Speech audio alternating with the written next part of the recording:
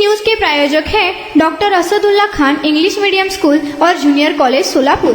गोव्याहून दारूची तस्करी करणाऱ्या दोघांना राज्य उत्पादन पथकाने अटक केली। गडहिंग्लज चंदगड राज्यमार्गावरील शिफूर तर्फ नेसरी येथे केलेल्या या कारवाईत वाहनासह 6.5 लाखांचा मुद्देमाल जप्त केला आहे। दरम्यान गोवा दारूच्या बाटलीवर हुबेहूब महाराष्ट्रातील स्पिरिट कंपनीचे लेबल लावणाऱ्या टोळीचा पर्दाफाश केला आहे। या प्रकरणी प्रकाश बाळेराम चव्हाण राहणार कोणीकोनूर तालुका जत जिल्हा सांगली व अनिल विकास सोनलकर राहणार जत व बनावट केल्याप्रकरणी संकेत संजय मुळावरकर राहणार जोडभावी पेठ तालुका जिल्हा सोलापूर अशी अटक केलेल्यांची नावे आहेत। मिळालेल्या बातमीनुसार उत्पादन शुल्काच्या पथकाने शिवपूर तर्फ नेसरीजवळ सापळा लावून वाहनांची तपासणी सुरू केली। चंदगडहून गडहिंग्लजकडे येणाऱ्या वाहनाची MS-10 DV 9870 तपासणी केली असता त्यात गोवा बनावटीचे दारूचे 16 बॉक्स आढळले। वाहनातील दोन्ही आरोपींना ताब्यात घेतले, त्यांना अटक करून न्यायालयात हजर केले असता 4 दिवसांची पोलीस कोठडी मिळाली आहे।